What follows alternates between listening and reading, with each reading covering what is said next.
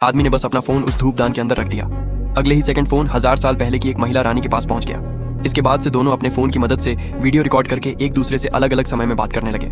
दरअसल कुछ दिन पहले आदमी ने गलती से एक हैमबर्गर उस धूपदान के अंदर रख दिया था और देखते ही देखते हैमबर्गर हवा में गायब हो गया। उसी समय महिला रानी दुश्मन सेना से घिरी हुई थी। शहर में न तो पानी बचा था और न ही खाना। वह मदद के लिए भगवान से प्रार्थना करते हुए घुटनों के बल बैठ गई। तभी धूपदान के अंदर से अचानक अजीब तरह का खाना बाहर निकलने लगा। पास खड़े एक गार्ड ने फ्राइड चिकन का एक टुकड़ा खाया और कहा कि उसने आज तक इतना स्वादिष्ट खाना नहीं खाया था। महिला रानी ने भी एक हैमबर्गर उठाकर उसका स्वाद चखा। सभी को लगा कि इतना स्वादिष्ट खाना सिर्फ भगवान की तरफ से ही आ सकता है, लेकिन फ्राइड चिकन और हैमबर्गर इतने लोगों का पेट भरने के लिए काफी नहीं थे। इसलिए महिला रानी फिर से घुटनों के बल बैठ गई और भगवान से और खाना भेजने की प्रार्थना करने लगी। उधर आदमी को भी धूपदान बहुत अजीब लग रहा था, इसलिए उसने उसके अंदर एक सेब डाल दिया। सेब धूपदान के अंदर जाते ही गायब हो गया।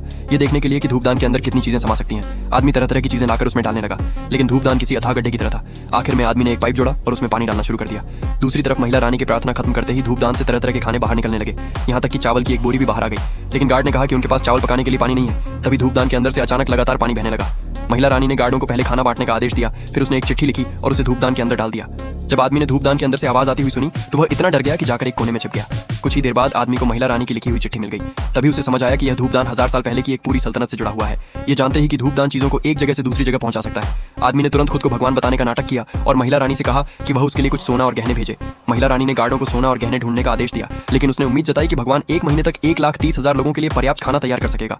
जैसे ही आदमी के सामने ढेर सारा सोना और गहने आने लगे, वह खुशी से कहने लगा कि अब वह अमीर बनने वाला है। फिर वह सुपरमार्केट गया और वहां से सारा चावल और आटा खरीद लिया और सारा खाना धूपदान के जरिए उस दूसरी दुनिया में भेज दिया। उसी समय महिला रानी चिंतित थी कि क्या भगवान सच में इतना सारा खाना भेज पाएगा। तभी एक जनरल भागता हुआ वहां आया, क्योंकि सैनिक पिछले 3 दिनों से भूखे थे और वे दुश्मन सेना के सामने आत्मसमर्पण करना चाहते थे।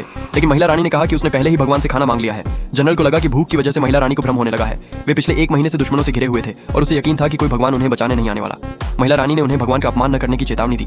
तभी जब जनरल महिला रानी को आत्मसमर्पण करने के लिए मजबूर करने वाला था, धूपदान के अंदर से अचानक चावल की एक बोरी बाहर उड़कर आई। जनरल ने अपनी तलवार घुमाकर बोरी को काट दिया। जब उसने उसके अंदर चावल देखा तो वह पूरी तरह हैरान रह गया। इसके बाद धूपदान से तरह तरह के खाने बाहर निकलने लगे।